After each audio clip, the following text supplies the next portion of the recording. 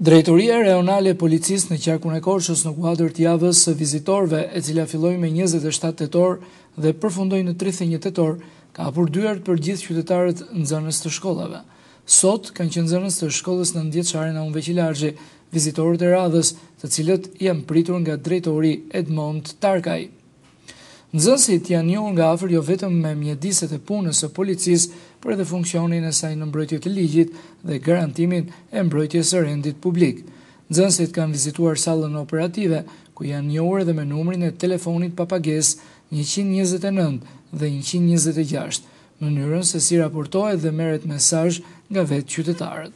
Vizita e takime kanë zhvilluar me specialistë të ndryshëm, ku kanë marrë njohuri mbi policimin në komunitet dhe luftën kundër dhunës në familje, njohjen dhe respektimin e rregullave mbi qarkullimin rrugor e më gjerë.